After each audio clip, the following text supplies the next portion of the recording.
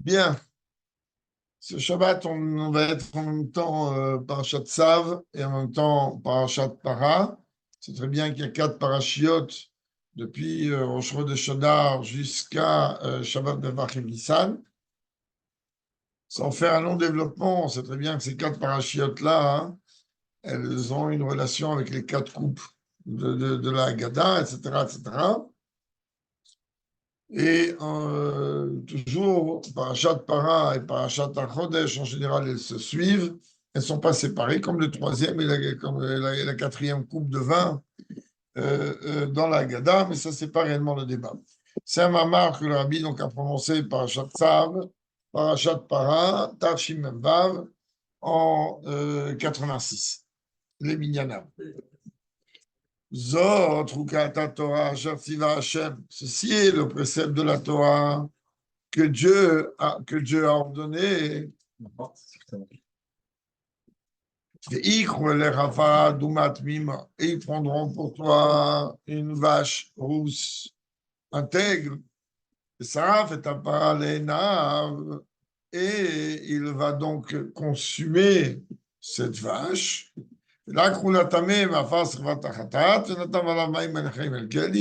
va en vérité utiliser les cendres de cette vache afin de purifier quelqu'un qui est impur. En général, comme chacun le sait, que les cendres de la vache rousse permettaient de purifier l'impureté la plus grande, ce qu'on appelle Aviavot Atuma, qui est Tumatmet, qui est l'impureté que l'on peut contracter lorsque l'on est ou on a été en contact avec un mort. C'est pour ça qu'aujourd'hui, en vérité, il n'existe pas de gens purs dans notre génération, car tout le monde a été de près ou de loin en contact avec un mort, ne serait-ce que c'est possible même dans un immeuble, Dieu préserve ou peu importe. Et étant donné qu'on n'a pas de vache rousse et des sangs de vache rousse, etc., et de Betamigdash, donc on ne peut pas être purifié de cette impureté. Non, le migré, il enlève beaucoup d'impuretés, mais pas celle-là. Celle-là, c'est le niveau le plus haut.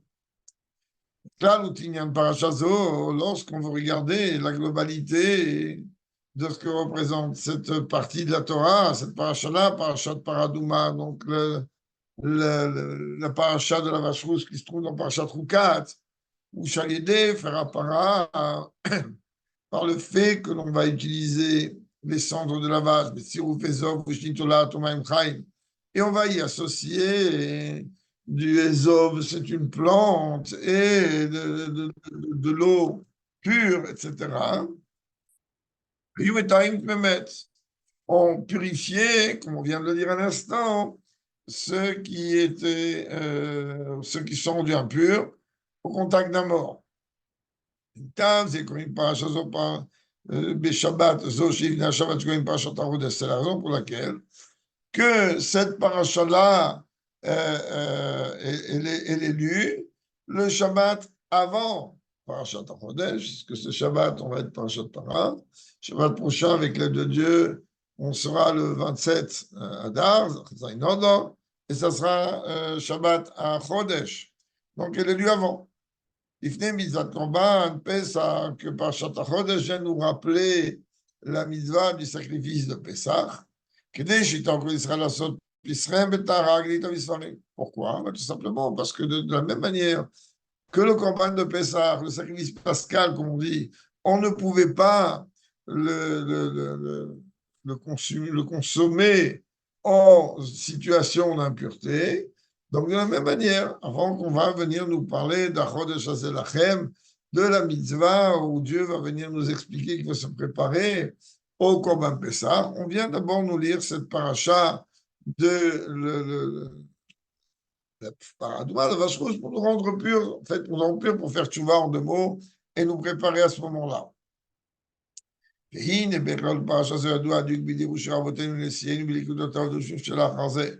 Et concernant cette paracha de la vache rousse, c'est connu, les commentaires et les précisions de langage dans les commentaires de Rebbeim, et dans l'écouter Torah et dans les commentaires des autres Rebbeim, Madouan Nikret Mitzvazo Beshem Chukat Torah Davka Velo Chukat Para. C'est très bien qu'il y a une question qui a toujours été posée. Comment ça se fait que la Torah appelle cette mitzvah de la vache rousse? Ceci est le précepte de la Torah, alors qu'on aurait dû dire c'est le précepte de la vache rousse. Il y a un précepte, on parle d'une vache rousse. C'est des lois qui touchent la vache rousse. On aurait dû parler que de ça. Le fait que ce soit un précepte, c'est-à-dire une loi qui n'a pas d'explication logique, on comprend. Car effectivement, la vache rousse n'a aucune. Il y a aucune explication logique qui peut être donnée. Dit dans le Medrash. Shlomo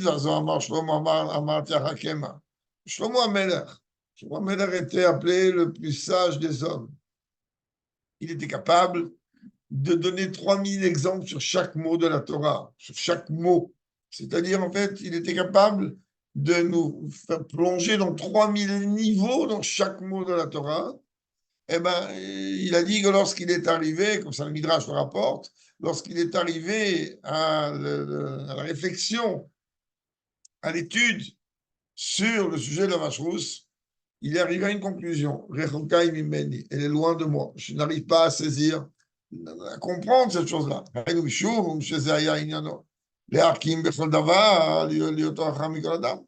Parce que, étant donné que Shlomo Amelech était un homme d'une sagesse hors norme, hors du commun, hors du courant, et qu'effectivement, c'était quelqu'un qui poussait l'analyse sur chaque sujet de la Torah, comme on vient de le dire, de manière assez profonde. Alors lui, il vient de dire, ben, j'ai essayé. C'est pas que j'ai pas essayé, j'ai creusé. C'est pas qu'il n'a pas trouvé des explications, mais elles ne sont pas satisfaisantes. Donc, pour lui, l'explication du sujet de la vache rousse est loin de son intellect. Alors, je vous explique, si pour lui c'est loin, pour nous, on ne veut même pas essayer de parler. Selon ici, c'est-à-dire qu'il n'a pas compris le pourquoi du comment de cette mise-là.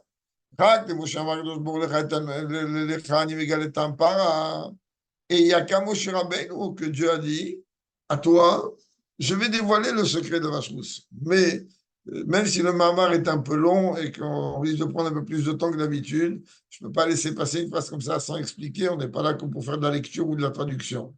Jacob, Oui, le fait que Shlomo Ameler n'a pas pu percevoir cette explication, en quoi ça nous sert à nous, puisque de toute façon, nous, on est loin du truc, on n'est même pas à côté. Donc, qu'est-ce que ça nous enseigne qui sait pas?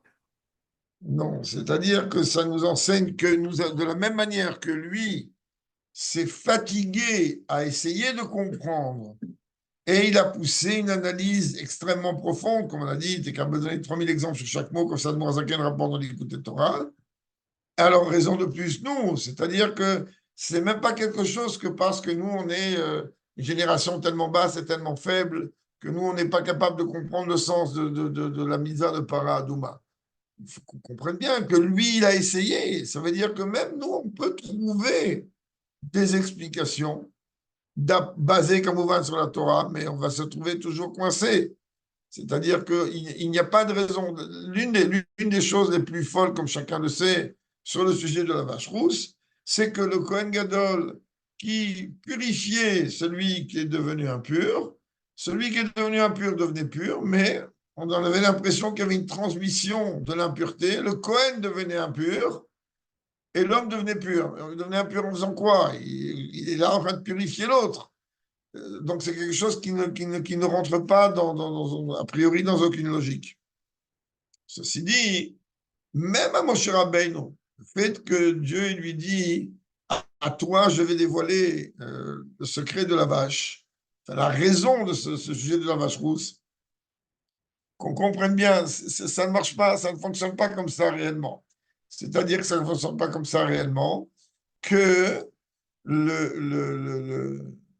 il y a un nombre précis dans la Torah de mitzvot positives, négatives, chukim, mishpatim, edut. Il y a trois catégories de mitzvot. On ne peut pas venir dire que Moshe Rabbeinu, lui, il a eu un statut spécial, que chez lui, il y a un roc en moins. Tu ne peux pas. Il y a une répartition bien précise. Et pourtant, oui, le Torah dit que Dieu dit à Moshe Rabbeinu, à toi, je dévoilais le secret de la vache rousse. Le rabbi dit dans une des sikhot, le rabbi il dit en vérité, c'est pas qu'il lui a dévoilé le secret de la vache rousse. Il lui a effectivement donné une explication extrêmement profonde et approfondie, mais c'est exactement comme si on va poser la question à un Rav sur un sujet de chassidoute extrêmement profond, et que Rav il va donner une explication, mais avec l'explication qu'il va donner, c'est pas qu'on n'a rien, on a rien compris, mais on a encore moins compris. C'est-à-dire que chez Moshe Rabbeinu, même si Dieu lui a dévoilé la raison de cette mitzvah-là de la vache rousse, c'est-à-dire en vérité, il lui a compliqué les choses beaucoup plus que. Mais ça reste toujours un chok. Après, Nikret mitzvah zo b'shem chouka. C'est la raison pour laquelle que cette mitzvah-là est appelée chouka, c'est-à-dire un précepte, loi qui ne rentre pas dans les règles logiques. C'est un décret que Dieu a décrété et on n'a pas d'autorisation de venir, si on peut dire, de la négocier et se dire, attends, peut-être qu'il y a comme les lois de pureté et d'impureté, c'est des choukim. Les lois de cacheroute, c'est des choukim.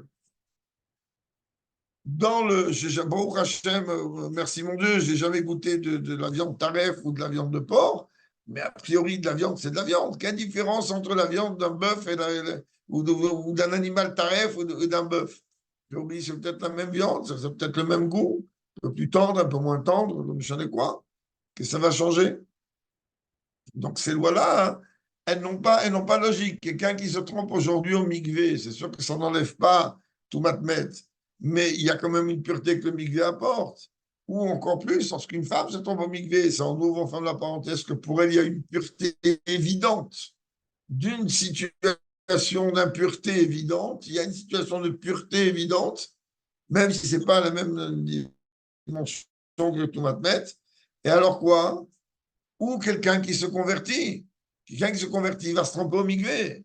Alors quoi? Dès qu'il va sortir, il va ressentir qu'il est devenu Superman. Ça ne marche pas comme ça. Donc, ce sont des lois qui n'ont pas de consonance logique. Cette chouka-là, ce précepte-là, a priori, c'est un précepte. La manikret mitzvah, davka b'shem chouka de la Torah. Alors pourquoi que la Torah l'appelle? C'est le précepte de la Torah, comme s'il n'y avait que ça comme précepte et que tous les autres lois, de pureté, d'impureté, de cacheroute et compagnie. Ce n'est pas a priori des préceptes. C'est certain qu'une chose comme ça, on ne peut pas dire. Demashma, chez la Torah, Rabbi, il dit, la Torah nous laisse sous-entendre que le secret que véhicule la mitzvah de la vache rousse, en vérité, il représente la globalité de toute la Torah entière. Peut-être, les Rav, ils ont aussi besoin de comprendre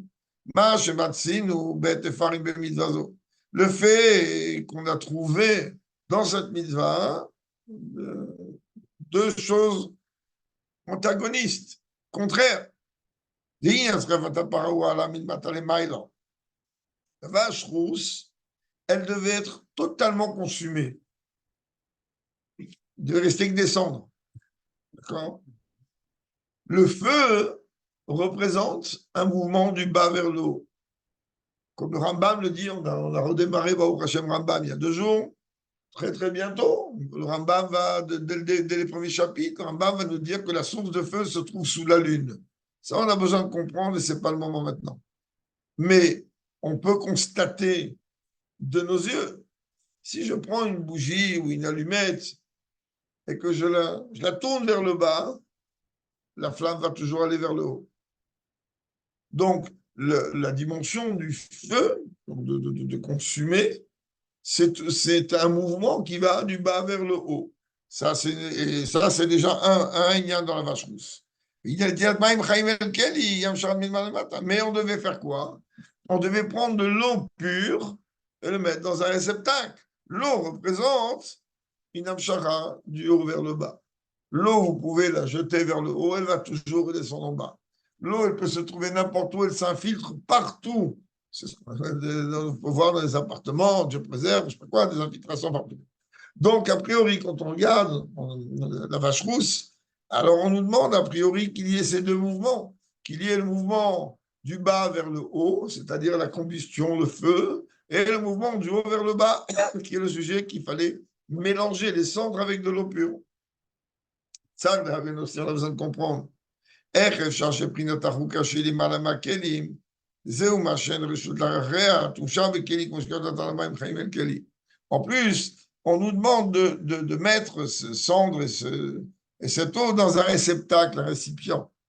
Or, dès que tu veux parler de récipient, tu parles de limite. Un récipient, il y a des récipients qui font un demi-litre, des récipients qui font 20 centilitres, des récipients qui font 10 litres. Donc, or, la vache rousse, tu viens de me dire qu'elle est complètement hors de logique, donc hors de limite. Comment tu demandes de la mettre dans un keli? On aurait pu trouver un autre moyen. Comment on aurait pu asperger celui qui est devenu impur? On aurait pu, peut-être, je ne sais pas, lui dire qu'il rentre dans l'océan, pardon, je sais quoi. Donc, en vérité, on se trouve avec deux questions ici essentielles. La première, c'est comment on peut venir nous dire que le précepte de la vache rousse, il est appelé le précepte de la Torah. Et en plus, on voit que dans cette mitzvah-là, il y a deux mouvements, du bas vers le haut et du haut vers le bas. Et l'une des problématiques qu'on a, c'est qu'a priori, c'est une mitzvah qui est au-delà de limites, et on la met quand même dans un réceptacle qui montre quelque part des limites. On est qu'au début du Mahamar.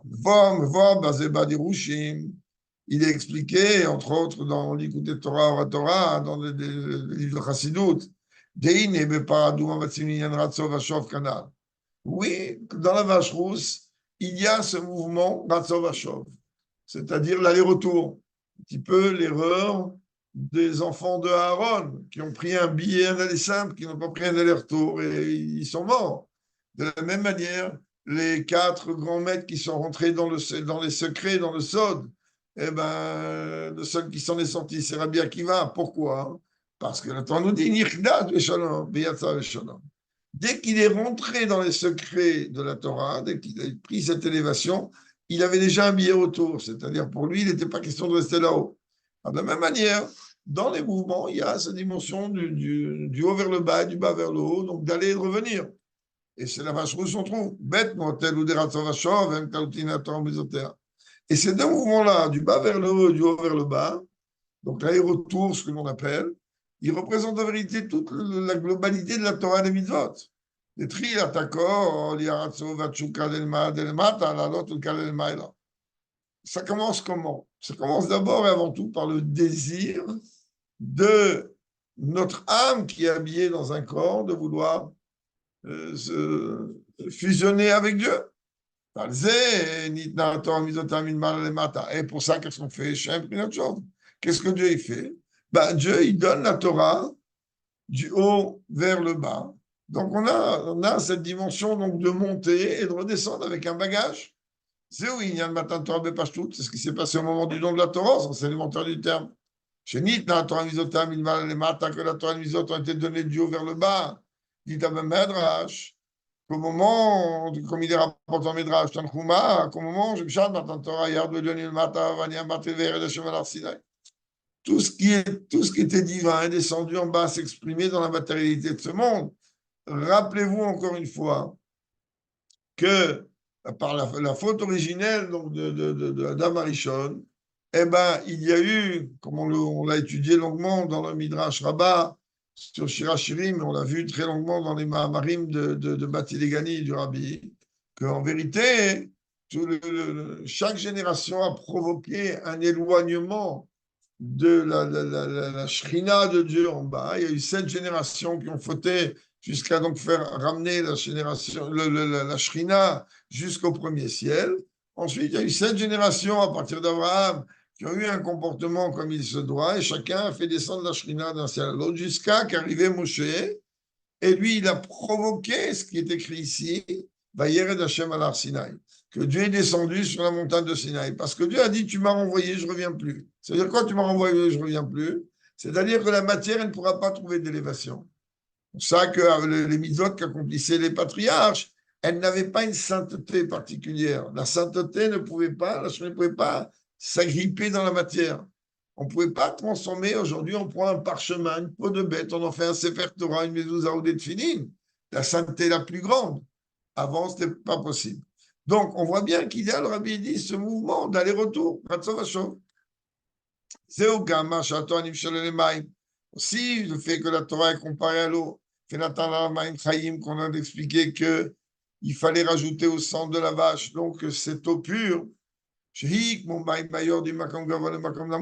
comme de l'eau qui, elle descend des niveaux les plus hauts vers le niveau les plus bas. C'est pareil quand on parle de tous les sujets de Torah Mitzvot. C'est-à-dire, par le réveil d'en bas, on provoque le réveil d'en haut. En deux mots, quand un juif a un élan de se rapprocher vers Dieu, ben, il va provoquer, c'est comme un miroir. Quand il te met devant un miroir, si Dieu préserve, tu vas en arrière, et ben dans le miroir aussi, tu vas devoir aller en arrière, donc c'est multiplié par deux. Et pareil quand tu te rapproches. Donc automatiquement, même s'il y avait une double distance dans un miroir, lorsque tu vas te rapprocher, ben ça sera. Alors, ce qu'on dit, le réveil d'en bas, il provoque, c'est-à-dire ce désir de l'âme de s'attacher à Dieu à travers Torah et Mitzvot, et ben il provoque dans il provoque cette dimension que Dieu il va donner ce qu'on a besoin. Par le fait que nous, on va faire le premier pas pour aller vers Dieu, eh ben, Dieu il va projeter, il va donner, il va transmettre ce que nous, on va lui demander, du haut vers le bas. Par le fait qu'on va œuvrer dans ce sens, bas vers le haut, haut vers le bas, bas vers le haut, haut vers le bas, automatiquement, à quoi on va arriver? Bon, on va arriver tout simplement à remplir le but de la création de ce monde. Le fait que Dieu a désiré, comme dit le Midrash, d'avoir une demeure ici-bas. C'est la raison pour laquelle que ce sujet-là est appelé Chouka, précepte, donc loi qui n'a pas d'explication logique. Car un désir, il est au-delà d'une logique. J'ai envie, je ne peux pas expliquer une envie, moi, en tant qu'individu. T'imagines, si on prend l'image, on fait le parallèle par rapport à Dieu.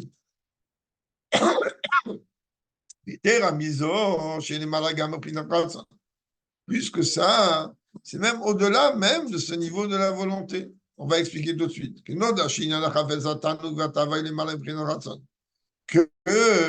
le désir, le plaisir, l'envie, c'est quelque chose qui précède la volonté. Dans les sphirotes, on a déjà expliqué plusieurs fois que ces dimensions de volonté et de désir se trouvent en vérité dans ce que l'on appelle Keter, de ce que l'on appelle la couronne, c'est-à-dire quelque chose qui est au-delà du système des 10 sphirotes qui vont de Chokhmah à Malchut. Il y a dans Keter deux niveaux. Il y a Chitsoniut Keter, il y a la facette extérieure, c'est comme ma kippa, il y a une partie de ma kippa qui touche mes cheveux, mais une partie de ma kippa qui est au-delà de mes cheveux, au-delà de ma tête et de mes cheveux. Donc la partie qui a une connexion avec l'endroit qui est au-dessus de lui. Alors elle représente le ratson, la volonté. Mais cette volonté, elle émane d'où? Je ne peux avoir une volonté qu'à partir du moment où ça a été précédé par un désir, par un plaisir et par une envie. Et donc, automatiquement, dès qu'il y a un plaisir, un désir ou une envie, il va automatiquement provoquer une volonté d'accomplir cette chose-là. Et ensuite, on passe par le système des 10 sphirotes de Chokhmah, Binah, de l'idée, du développement, de la fusion, ce qu'on appelle le cahier des charges. Et ensuite, tous les outils pour amener la chose à l'action d'une manière concrète. La volonté peut être bonne aussi. C'est une mauvaise volonté, c'est un là. Tu crois que Dieu il a une mauvaise tava? Si Dieu il a eu une tava, même si c'est très choquant, ça, on peut parler de ça que dans un formulaire et pas autrement. Mais comment c'est possible? Dieu il m'interdit d'avoir des tavotes et lui il en a une. Non, ça ne va pas. Bon, ça on en parlera un peu plus tard. Mais d'une manière concrète, tu peux avoir une tava, d'accomplir une mitzvah, une tava d'aider un juif. Ce n'est pas forcément une chose négative. Dès qu'on est en train de parler de plaisir, de désir, d'envie, ben, ça dépend comment dans ma tête les choses elles sont. Si ça émane de mon âme divine, alors ça va être totalement positif. Si ça émane de l'âme animale, chemichement. Puisque n'oublie pas que Zel ou Matzeba Elohim, il n'y a pas de déséquilibre, il y a deux sens, il y a deux directions qui mènent, tous les chemins mènent à Rome. Donc Dieu, il a fait qu'on peut. Voilà, c'est ça. Et Dieu, il a fait que il y a exactement la même chose dans le bien et dans le mal. Il y a Moshe Rabbeinu dans le bien, il y a Bilam dans le mal. Allez, on continue. Comment on arrive à mettre en pratique cette kavana de Dieu, que Dieu désire avoir une demeure ici-bas? Elle se fait à travers le biais du service de Dieu du peuple juif à travers Torah et Mitzvot. C'est où Machamou Hazal Bereshit Bet, Bereshit, ça que Rami nous explique pour que le premier mot de la Torah nous dit Bereshit, en le coupant en deux commencements. Hein. C'est quoi deux commencements? Qui sont pour Dieu les commencements? Bifil Israël, comme dit Rashi. Le peuple juif, il est la source de tout, et la Torah, elle est la source de tout. C'est-à-dire qu'on sait très bien qu'il y a un débat dans la Kabbalah. Qu'est-ce qu'il y a devancé qui? Est-ce que c'est le peuple juif qui a devancé la Torah ou la Torah qui a devancé le peuple juif? A priori, le Zohar me dit il ne faut pas s'arrêter dans les termes calculés techniques. Il faut comprendre ce que cette phrase veut dire. 2000 ans, la Torah a précédé le monde. Vous pensez bien qu'il n'y avait pas de notion de temps avant la création du monde, donc il ne faut pas prendre ça au sens premier, on va le garder tel qu'il est, on ne va pas déformer les mots du Zohar, on ne va pas expliquer parce que ça prendrait beaucoup de temps, mais d'une manière concrète, on me dit que 2000 ans avant la création du monde, Dieu a créé la Torah. Alors quoi? Mais la Torah, il y a écrit quoi dedans? On parle au peuple juif, c'est-à-dire que la Torah elle a un but qui l'a précédé, c'est-à-dire le peuple juif. Donc, quand on nous dit Bereshit, Bet Reshit, c'est-à-dire que la Torah sans le peuple juif ne peut pas servir à grand-chose. Le peuple juif sans la Torah, il ne sert à rien. C'est-à-dire quoi? Elle ne peut pas servir à grand-chose. Je parle d'elle ne peut pas servir dans la mise en pratique de la Torah. Car le seul endroit où on met en pratique la Torah, c'est ici. Elle peut être étudiée dans le Gan Eden, les tzadikim, les âmes des tzadikim étudient la Torah. C'est très bien. Mais la mise en pratique, on a redémarré, je répète, Rambam, on a lu aujourd'hui les 200, enfin hier soir, aujourd'hui, on j'en ai les 248 misotes positives, déjà demain les 365 misotes négatives. Tout ça, ça ne peut se concrétiser qu'ici et nulle part ailleurs. Bien que la globalité de ce monde a été créée pour la Torah et pour les peuples juifs, comme Makom Chef Ben la Torah d'Israël, il y a quand même, le rabbi ici va nous rapporter une autre différence. Il dit il y a quand même une différence entre la Torah et le peuple juif. C'est quoi la différence? Israël et Shlaim Korprira. Nous, on est merveilleux. En quoi on est merveilleux? On a un libre arbitre, on fait ce qu'on veut. Que ça, c'est quelque chose de grandiose chez le peuple juif.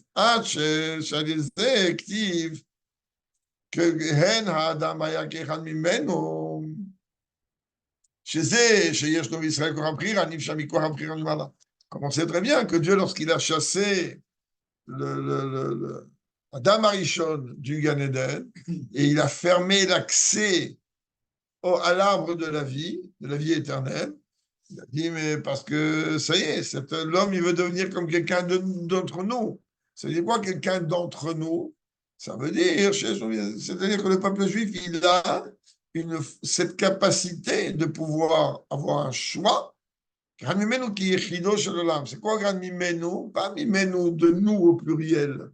Mimenu de lui, de Dieu. C'est-à-dire que le seul qui a un véritable choix, c'est le Créateur. Une créature, Dieu, il est le programmateur. Il est le créateur. À partir du moment où il est le programmateur, c'est lui qui va définir quelque part ce que tu peux faire ou pas faire et comment, etc., etc. Alors, il aurait pu faire en sorte, comme les anges. Les anges font pas ce qu'ils veulent. Même si on a une certaine catégorie qui a une forme d'illusion de libre arbitre, je ne vais même pas rentrer du tout là-dedans. C'est des mamarim assez profonds. comment c'est possible que les anges ils peuvent dire à Dieu, Tena otra la Shamaim, comme un ange il peut dire à Dieu, laisse ta Torah ici, mais on t'a rien demandé, toi, vas-y, toi, marche tout droit et tais-toi, reste debout et bouge pas, qui tu es toi, Bethal, pour venir parler. Bon, ils ont une forme, on va dire, comme ça. Mais le libre arbitre total, le seul qu'il a, c'est le Créateur. C'est-à-dire dans les sirotes, c'est l'essence même de Dieu. Qu'elle est capable d'avoir, de faire ce qu'elle a envie. Dieu lui-même, c'est le seul qui fait ce qu'il a envie, car c'est la seule existence réelle. Tout le reste, ce sont des émanations et des belles illusions d'optique à notre niveau. Mais le seul qui est capable d'avoir un libre arbitre total, donc c'est le Créateur, l'essence même. Donc de là, tu déduis que quoi? Que le peuple juif, il est au-delà même de la Torah. La Torah, elle est une Torah de vérité. C'est quoi la vérité, messieurs? La vérité, c'est que Emet, Aleph, première lettre, même date du milieu, Tav, dernière lettre. C'est-à-dire du début à la fin, en passant par le milieu, la Torah, elle ne bouge pas. C'est ça, Emet. Si hier je t'aimais, aujourd'hui je t'aime plus, je t'aimais pas hier. Ça ne peut pas fonctionner comme ça. Le Emet est non ishtane, c'est ça la force du Emet. On dit que le sceau royal de Dieu, il est Emet, Emet. Alors maintenant, le Rabbi, il dit, le fait que la Torah, elle est Emet, c'est-à-dire il ne peut pas subir de transformation et de changement. Donc, elle n'a pas de libre arbitre, elle est comme elle est. Ok, il y a plusieurs niveaux, il y a une infinité de niveaux, il y a ce que tu as envie. Mais tu ne peux pas bouger. Tu ne peux pas la bouger. Le juif, par contre, chez Israël, mal à la Torah. Le peuple juif, il est au-delà de la Torah. Qui est encore pris à l'ifrom et betrachim. On a le choix de choisir le chemin de la vie et du bien, et le contraire. Comme c'est marqué, Dieu, il dit, vois que j'ai mis devant toi la vie et le bien, et l'inverse.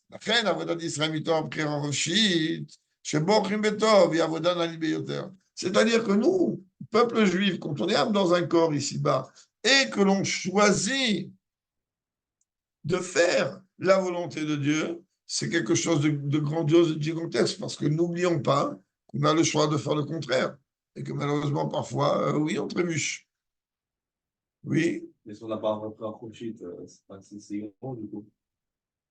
Comment ça, on n'a pas de prière en shit? En vrai, parce que le seul qui a un vrai prière en Khouchit, c'est Akadosh Baruch Hu. Et nous, on est fait à l'image de Dieu, donc on a un vrai prière en shit. Mais on n'est pas à l'essence de Dieu, on n'est pas à l'image de l'essence de Dieu. Nous, on est fait à l'image de Dieu, c'est-à-dire les fonctionnalités, elles sont les mêmes chez nous. On a une âme, elles sont les mêmes chez nous par rapport à quoi? Par rapport à notre âme, pas par rapport à notre corps. Notre âme, c'est une parcelle de Dieu. À partir du moment où c'est une parcelle de Dieu, elle fait un petit peu ce qu'elle a envie. Parce qu'on lui a donné ce choix, pas parce qu'elle est au-dessus de quoi que ce soit. C'est une création, c'est la Neshama qu'on vous a dit. Oui, la Neshama est une création, c'est-à-dire que dès qu'on est en train de parler de création, on est en train de parler de limites. Voilà. À partir du moment où l'âme, elle peut s'habiller dans un corps, à partir du moment où l'âme, elle peut effectivement se découper, il y a 600 000 âmes principales qui amènent chacune d'entre elles, chacune des 100 000, elle a encore 600 000 âmes qui découlent d'elle. Donc, à partir du moment où tu me parles comme ça, c'est-à-dire qu'il y a un niveau de l'âme qui, effectivement, est appelé création. Mais la source de tout ça, c'est que divin. Donc, elle a les mêmes fonctions, si l'on peut dire. Kaviachol. Et donc, le fait que nous, on peut avoir ce choix, il est mandou. En vérité, ce choix, on le tient de l'essence même de Dieu. Pour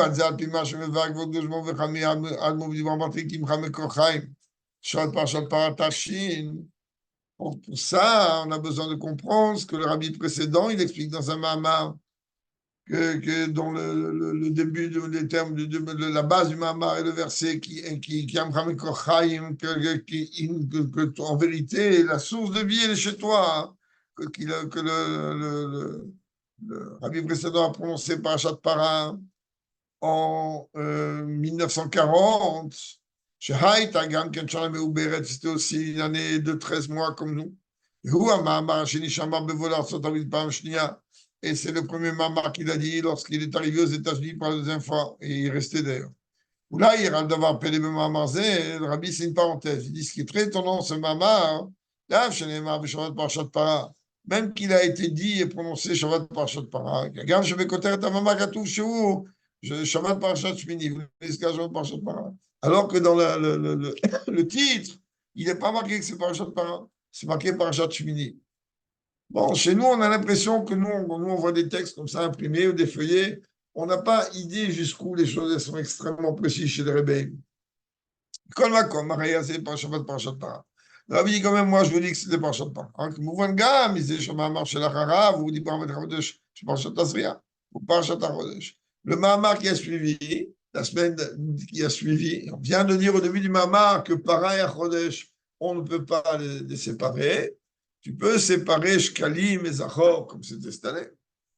Parce que Shkalim, il est lu à l'entrée de Hadar, et Zachor, il est lu la veille de Purim. Alors, quand Purim tombe, le Shabbat avant Purim, quand on tombe comme cette année, que c'est Shabbat la veille de Purim, dans ce cas-là, il y a une semaine, il n'y a pas Et comme on a expliqué que ça s'était lié avec les 4 kosot, qu'il y a entre le premier et le deuxième, on peut faire un nefsaka, et le troisième et quatrième, non. Donc le Rabbi dit le fait que le Shabbat d'après, il a dit à Mahamar, et là-bas, c'est passé à Parashat Chodesh, de là, déjà, tu comprends que c'était Parashat Para. Ba'en, mafsikin ben Parashat Para et Parashat Chodesh, comme on vient de le dire et redire, on ne marque pas d'arrêt entre le Shabbat Para et Shabbat Chodesh. Him, ken mouvan de Shabbat Parashat Shmini, aya Parashat Para, donc là, tu comprends que c'était Parashat Para, alors c'est Shmini. Kol makom, matri b'pasukim, chamekochaim. Comme il commence pas par le terme du Mama, il ne démarre pas par la vache rousse. Il est en train de parler qu'avec toi, on est relié en vérité à la source de vie. De quoi? Qu'est-ce qu'il y a un rapport? Chez nous, le Parashat Para. Quel rapport avec Parashat Para? Ça verset dans Télim. De l'eau, que vous, Machia de Rouge, chez le Parashat Para. C'est pas comme la grande majorité des Maharim, des Rebbeim de Parashat Para. Mais Binyan, on ne veut pas se cacher le Parashat Para, Douma. On sait très bien que tous les Maharim, ils démarrent avec un verset qui est lié avec la vache rousse, ce qui n'est pas le cas ici.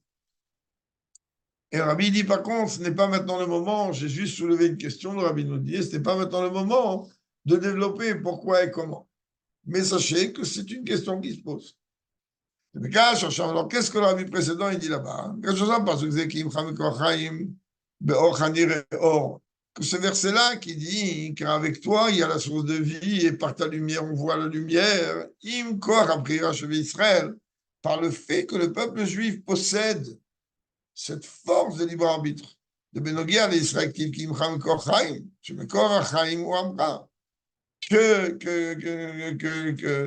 le peuple juif, sa source de vie, c'est l'essence même de Dieu. Israël, et le peuple juif, il projette la vitalité, la source de la vitalité, justement à travers leur choix de choisir la vie. Comme on a déjà expliqué pendant la période de Purim, alors ils auraient très bien pu, les Juifs, ne pas abandonner Dieu préserve Torah Mitzvot, et personne n'aurait rien fait. Ça fait une source d'affiche.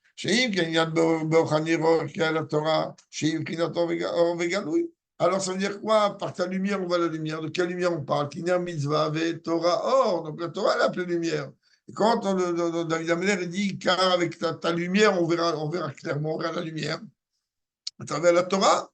בניגוד הענייני, שההפרש בין תורה לישראל, ומה שדווקא בישראל יש כל הבחיר המבואר במאמר שכבר נתפס, ותן לך מהרכבות. Et on a déjà expliqué, le Rabbi il dit que la grandeur du peuple juif par rapport à la Torah, c'est d'Afka le sujet de ce libre arbitre de pouvoir accomplir ce que Dieu attend de lui d'une manière de sa volonté, comme on l'a vu encore une fois dans la Migla, Kim ou Machegli ou Louva. C'est-à-dire qu'on a accepté la Torah par notre propre choix. C'est notre choix. On pourrait dire je ne veux pas. Personne ne m'a obligé. Je ne veux pas mettre des films, je préserve. Je ne veux pas faire ci, je ne veux pas faire ça. Il y a eu la montagne pourtant. Oui, mais là, justement, pendant Purim, ils auraient pu dire on ne veut pas. La montagne, justement, c'est la réponse à la question. Pendant le don de la Torah, on nous a quelque part forcés, contraints à recevoir la Torah. À Purim, mais du tout, tu as un fou qui veut me tuer. Je dis, ben moi, je ne suis pas juif, je préserve. Je m'en rappelle. Et là, on a dit non, Chaz Shom, on ne bouge pas d'un millimètre. Allez, Maintenant, on va comprendre que ce que représente le contenu, en tout cas, de cette mitzvah de la vache rousse. Dites-moi, je que ta mitzvah de paradouma, yichukat, kol haTorah liyot, avim ratzon v'shov, mon kol Torah kana. On a expliqué que la vache rousse, elle est tapée d'après la Torah, la chouka de la Torah, donc elle englobe en elle toute la Torah entière, par le fait que dans la mise en application de la combustion de la vache rousse, alors il y a cette dimension de Ratzon Vachov, d'aller-retour, c'est-à-dire le feu, la combustion, il est du bas vers le haut et l'eau qui est du haut vers le bas. Et ça représente en vérité toute la globalité de la Torah, comme on l'a vu. C'est pareil quand on parle du libre choix de chacun d'entre nous. Que ce sujet-là, il est encore appuyé spécifiquement dans cette mitzvah. De par le choix du peuple juif, on aurait pu choisir complètement le contraire de ce que Dieu attend de nous. Tu as parlé d'eau. Ratso, c'est le feu, parce qu'il se répète, et l'eau, maïm chaim el keli. Non, mais tu as rapport avec le lorsque tu consumes. Donc, le lien de la lotte, le malin, c'est Ratso. Les choses, c'est peut-être le Hafar plutôt. Non, justement. Le rabbi, il dit que maïm chaim el keli. Pourquoi tu rajoutes maïm chaim? Tu prends les centres de ce sujet. Le fait que tu mets dans Maïm Chaim, donc c'est le Maïm, c'est Yordim, Ilmal, les Mata. Et le Keli, c'est encore venir limiter, comme on a expliqué tout à l'heure. Et donc, par le fait de la voda de Paradouma, parce que tu mis à Paradouma, il y en a Yataramitouma. C'est quoi Paradouma? On a déjà dit et redit, c'est venir purifier d'une impureté la plus grande. Je sais, Baliede, Betinem de la Tzavachon, Srefa ou Maïm Chaim. Ça vient avec le rabbi qui le redit clairement ici. Ça vient en vérité à travers les deux notions. Chaque mitzvah, comment on doit l'accomplir, c'est pas Efker. La Torah, elle n'est pas, fait pas ce qu'on veut dans la Torah. La Torah, elle est divine. C'est-à-dire que lorsque la Torah elle vient me demande de mettre des tefilines, moi je mets des tefilines, je ne sais même pas ce que c'est. Mais quand on étudie, c'est-à-dire que je ne sais même pas ce que c'est. Ok, tout ce qu'on peut apprendre sur les tefilines, c'est merveilleux. Mais si on savait réellement la grandeur et waouh! Ça n'existerait pas un juif qui dirait je ne veux pas mettre les tefilines. C'est une connexion à un Michi comme il n'y a pas plus grandiose entre l'âme et Dieu. Une connexion merveilleuse. Alors que lorsque tu la traduis dans la matérialité, tu te moques de moi ou quoi? C'est de la peau de bête. C'est la peau d'un animal. Tu te ma tête. Ok, puis il y a écrit des trucs mignons dedans, mais bon. Oui, parce que je n'ai pas étudié. Quand je dis je n'ai pas, on n'a pas étudié profondément qu'est-ce que représente une million de féline. Sinon. Il y a une possibilité d'étudier ça. Bien sûr qu'il faut étudier. Il faut étudier. Il y a une possibilité de vraiment comprendre ce que c'est. Mais c'est évident. Il y a un livre qui explique vrai, c'est il n'y a pas qu'un livre, il y a des centaines de livres. Mais déjà, au moins cette notion-là, c'est important de savoir qu'est-ce que c'est que les tefilines, comme chaque mitzvah. Qu'est-ce que je veux dire maintenant, manger de la matzah, et ça, quoi faire? Dis le pain de misère à 350 shekels le kilo. Tu te fiches de ma tête, c'est de l'eau et de la farine. De moi.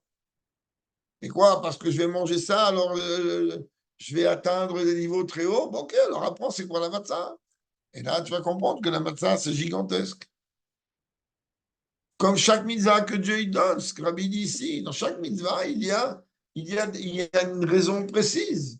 Donc la vache rousse, sa mitzvah à elle, elle est dans les détails de la mise en application de cette mitzvah. Que d'abord, il faut la consumer totalement, et après prendre ses cendres et les mélanger avec de l'eau, etc., etc. Ça paraît une cérémonie qui veut rien dire du tout. Oui, ça veut rien dire du tout. Quand tu n'as pas étudié, quand tu vas étudier un peu plus, ça te dira quelque chose. Mais à la fin, tu arriveras à que tu auras compris, peut-être, c'était vraiment un homme qui aime bien, comme il a dit Shlomo Meller, tu vas comprendre que tu n'as rien compris. Moi, je dis que j'ai rien compris. Lui, il a compris qu'il n'a rien compris. C'est pas pareil. On est d'accord que c'est beaucoup plus fin. Ouais, c'est beau, ouais, Le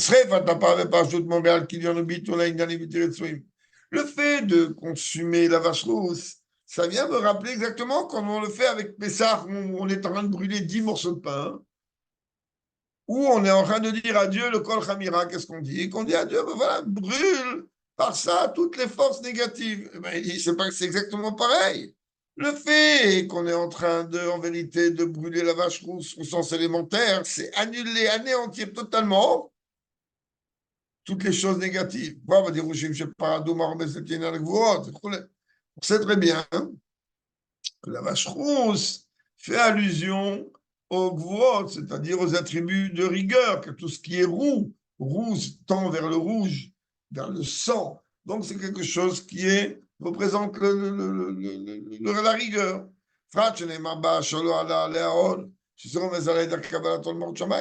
Et la Torah, elle demande que cette vache, elle n'est pas subie de joug.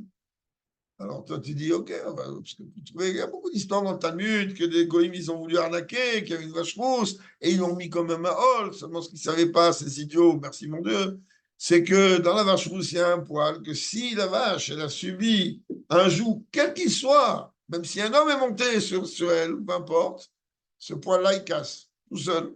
Donc, tu ne peux pas. Donc là, quand la Torah me dit qu'elle ne doit pas avoir subi de joug, donc ça vient me montrer en vérité que dans la pratique, c'est comme quelqu'un qui n'a pas d'acceptation du joug de Dieu sur lui. Donc c'est négatif, cette chose-là, il faut brûler. Surtout que le Midrash il dit que les 4 conditions que la Torah elle est venue demander pour la vache rousse, c'est une vache, d'accord? Et pas un veau, une vache. Elle doit être rousse, adouma, elle doit être timima, c'est pas le moindre défaut. C'est-à-dire qu'elle doit être pas le moindre défaut, c'est pas seulement le moindre défaut, elle ne doit pas avoir un poil qui soit d'une autre couleur que roux. Et qu'elle ne doit pas avoir subi de joug. En vérité, ça fait allusion aux 4 exils par lesquels on est passé. Et là, tu comprends en vérité que la vache rousse, elle vient me rappeler qu'il faut brûler les 4 exils, brûler tout ce qui est une émotion négative. Et c'est comme ça va venir en vérité réparer quoi? Mes choix négatifs que j'ai eu dans la vie. Puisque j'avais le choix entre le chemin de la vie et du bien et l'inverse. Et moi, j'ai choisi l'inverse. Alors la vache rousse, qu'est-ce qu'elle vient faire? Elle vient purifier la mort. Et la mort, elle est venue d'où? D'où la mort, elle est venue? Ça n'existait pas la mort quand Dieu a créé Adam Arishon. Adam Arishon était a priori programmé, a priori, pour qu'il va vivre éternellement. Ah, la mort, elle vient d'où? De la consommation du fruit interdit. Donc c'est par ça que la mort, elle vient. À partir de là, puisque la consommation du fruit interdit représente donc aller à l'encontre de la volonté de Dieu, c'est ça qui a provoqué la mort. La vache rousse, qu'est-ce qu'elle fait? Elle va venir réparer cela, dire mon choix négatif d'avoir fait une avéra, alors il va être réparé.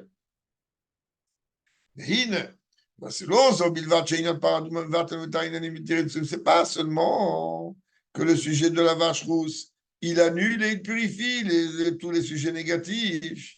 Et la malotam, le malotam. Mais il les élève, c'est pas seulement que ça rend plus haut.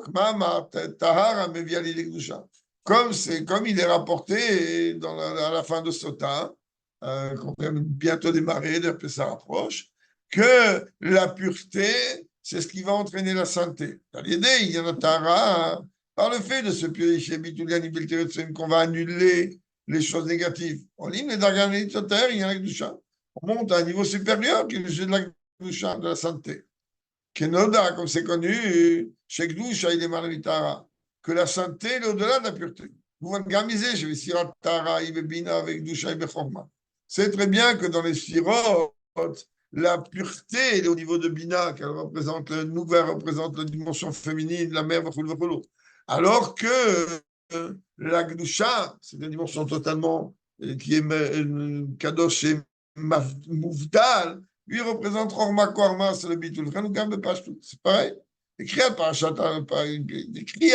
Para, tu vois que quoi? Que la lecture de du sujet de la vache rousse, il est lu avant celle du Chodesh. Que Noda, chez le Olamen Mafsik, il me parlait à Chodesh, comme on sait très bien, on a déjà dit, on le redit, qu'on ne marque pas d'arrêt entre Parashat Para et Parashat Chodesh. Il avait Yerushalmi ici, Simon Adavar, Marbakos, tu vois. Là, le Rabbi dit que je n'ai pas dit de bêtises. Comme le Talmud de Jérusalem dans Megillah, il dit qu'il y a une relation entre ces 4 parachiotes et les 4 coupes de vin que l'on consomme pendant Pessah. Chez Im, Ratzalishtot, Ben Akosot, Chote, Aval Ben Shishiravi, Lo Ishte. Et quand il veut boire du vin, je ne sais pas comment il fait, la vérité, 4, c'est déjà beaucoup. Et quand il veut boire du vin le soir de Pessah, alors il peut boire autant qu'il veut avant le 3e verre, car entre le 3e et le 4e, il n'y a pas un choix, c'est le 3e, le 4e et c'est tout. Chez eux, il y a un taramé vers les glouchas. C'est ce qu'on appelle la dimension de pureté qui entraîne un niveau supérieur que celui de la sainteté. Qui n'y a parachat para, itara canal. Car le sujet de la vache rouge, c'est le sujet de la pureté qu'on l'a expliqué. Alors que parachat achodesh, ça vient relater le début du service de Dieu à travers des sacrifices qu'on devait amener au Beth Amikdash. Ce qui représente la pureté dans son sens le plus parfait. Surtout que Parashat HaChodesh, ça fait allusion à quoi? Au mois de Nissan. Que le mois de Nissan, il est le mois de la Géoula. Comme c'est marqué qu'en Nissan, on a été libéré, en Nissan, on sera. Que Nissan Bevet Nun, Nissan, il contient de nous. Hachem, il s'est Nissim Shana Subo à travers les grands miracles qu'il y a eu pendant ce mois-là. Que la plénitude de la Géoula, c'est quand? À travers les korbanot, qui aura à ce moment-là, aujourd'hui, qu'est-ce qu'on fait? Les korbanot, ils ont en vérité été remplacés par la tfila. Aujourd'hui, il y a un chazan qui prie vers l'eau. Qu'est-ce qu'on dit à Dieu? Nous, on veut faire les choses suivant ce que tu ordonnes, ta volonté que tu ordonnes. C'est-à-dire, en fait, on veut amener des korbanot, on ne veut pas des chazanim. Qu'est-ce que représentent les corbanotes? Les corbanotes, ils ont une relation avec le fait que les 4 éléments, c'est-à-dire le minéral, le végétal, l'animal et l'humain, ils sont en action dans un corban. Et donc, automatiquement, on les élève. Il y a que le fait que la Torah vient dire que dans chaque sacrifice, on doit y associer du sel. Le sel, c'est le minéral. Et les autres offrandes, eux, ils sont faits à base de végétaux. Le corban lui-même, c'est animal. Et l'homme, le Kohen, qui a un sacrifice, lui, il est l'humain. שאדם מקריב צריך להרגיש שכל הדברים שנעשים מהקורבן, רק שהקורבן הוא תמורת וכו'.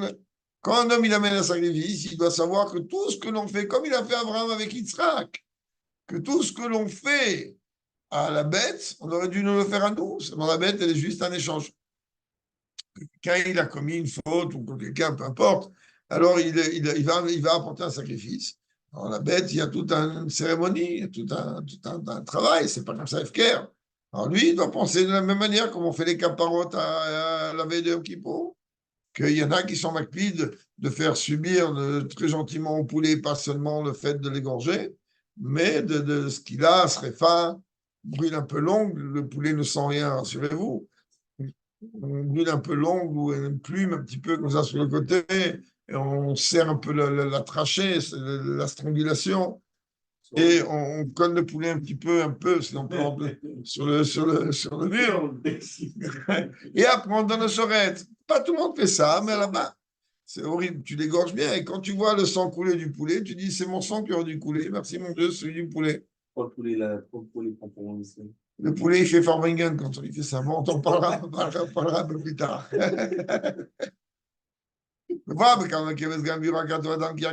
Comme c'est expliqué dans plusieurs endroits par rapport au verset de Parashat Vaïkra, un homme de parmi vous, Mikem Davka, qui doit sacrifier. Davka de Dieu, il veut un sacrifice de nous. Pas de chambre sacrifier l'humain. Sacrifier un petit peu, no inyanimanou. sacrifice, il doit être de l'homme lui-même. Surtout quand on parle de l'humain qui est en relation avec les sacrifices et qui c'est le Kohen, que lui il sacrifie la bête. Le Kohen, lui, représente la plénitude de l'humanité. C'est très bien que la plénitude de l'humanité, c'est le peuple juif. La plénitude de la plénitude de l'humanité, c'est le Kohen. La plénitude de la plénitude de la plénitude, c'est le Kohen Gadol. Les Lévis, ils chantent. Et donc, voilà, il va en parler tout de suite. Il va dire des chanteurs. Il y a aussi les Lévis, ils chantent bien, ils ont des tilim, ils font le Hallel, ils font directement, c'est ouvert. Et donc, là, tu la voyais, et au moment de la Géoula, c'est-à-dire immédiatement avec l'aide de Dieu, le monde entier, il sera déjà dans un niveau beaucoup plus élevé. Il est déjà dans un niveau plus élevé. La différence qu'aujourd'hui, on ne voit rien, donc c'est bon signe. À ce moment-là, au moment de la Géoula, ben, les sacrifices, ça sera tout simplement la mise en application concrète de la volonté de Dieu. Mais là, on comprendra beaucoup mieux ce que ça veut dire. Mais Tavit Hashlemut, la perfection la plus totale. Mikos et Mouvan, de là, tu comprends et tu déduis. On verra aussi les bêtes du Brésil. Non, tu te souviendras. Oui, c'est pas gênant, parce que tout le monde y deviendra Israël, donc ça va. Mikos et Mouvan, Hashlemut, Tavela et Paradouma, Olora, qui n'a pas habité une habitude de se mettre à l'étraviso. Faire une habitude de se mettre du chat. Donc tu vois que quoi? Que la vache rousse, elle ne représente pas exclusivement par sa combustion, le fait de brûler le Hamas, le djihad, le Hezbollah, et tout ce qui est négatif dans le monde, mais aussi, elle est cette façon de pouvoir permettre à élever toute l'humanité, les juifs et les non-juifs. Il y a des non-juifs qui sont bien, qu'on veuille ou pas, les élever au niveau le plus haut. Virot, ce n'est qu'avec l'aide de Shaïd Ali Moulben, ou par l'intermédiaire et l'entremise de fait qu'on étudie ces sujets. Car avec la Géoula, on va rapprocher la Géoula, qui dit la Torah Bichlal, mais qu'avec la Géoula, car l'étude de la Torah en général est un moyen de rapprocher la Géoula. Il faut les korbanot, surtout quand on étudie les sujets qui sont liés au sacrifice. Je dis car avec ta cravate à korbanot de Pashtout, que c'est comme c'est marqué que celui qui étudie les lois de Ola, c'est comme s'il amenait sa vie à korbanot là. Mais pour l'instant, on attend le moment où on ne va pas se contenter de l'étude, mais on attend le moment dans lequel on va amener réellement dans le troisième Beth Amikdash un korban. Craignez très rapidement nos jours chez Galé, que très vite on va voir que il y aura une fusion entre Dieu et le peuple juif d'une manière concrète, que Dieu il est la source de vie, et à travers sa Torah, toute notre vie sera éclairée, car on va arriver enfin à ce verset dans lequel ton maître ne se cachera plus de toi. Ici, on parle de Dieu lui-même et pas d'autre maître. Chez Yegilou, c'est-à-dire, comme Rabbi le dit tout de suite, pour vous dire que je n'ai pas menti, il y aura donc un dévoilement de l'essence même de Dieu. Dans le troisième Amigdash, car il faut savoir que les Neshamot qu'étudient au Gan Eden, même ça de Moshe Rabbeinu, qui étudie depuis 3000 ans au Gan Eden, ben Dieu, lui, l'essence même de Dieu, il ne voit pas, il voit que de niveau. Quand ça va, ce voile, il va arrêter, au moment de la Géoula, dans le troisième Amigdash, tout le Neshamot, tout le monde verra Dieu lui-même, sans être voilé. La vraie réalité de Dieu, un Oui, oui, c'est merveilleux, ça. On pourra dire des chaim autant qu'on veut, la personne va nous arrêter, je te dis tout de suite. Mais je pense qu'on sera toujours un peu éloigné de Dieu, comme les anges qui sont toujours de rare. Nous, on ne t'inquiète pas la tête avec du marché, on va arriver très vite, tu vas voir. À ce moment-là, même les deux mouvements d'aller-retour, du bas vers le haut, du haut vers le bas, on les accomplira avec perfection. Je marcherai parmi vous. Bête, pris Nathalie, deux niveaux de marche. Je vous amènerai la tête haute, me mettre comme deux fois là encore. Et même dans la Torah, il y aura un dévoilement d'une nouvelle dimension. Peut-être c'est comme c'est marqué, une nouvelle dimension de la Torah sortira de moi. Je te sais qu'on a le Torah, ça va inclure aussi les mitzvot de la Torah. Garde dans les mouches, mais évidemment, c'est grande l'étude qui amène à l'action, bifrat, la de la surtout au moment de la Géoula immédiate. On verra que l'action, elle va primer au-delà de l'étude. Rapidement de nos jours, pour la Géoula complète. Obesim Chavetuv Levav avec joie et enthousiasme.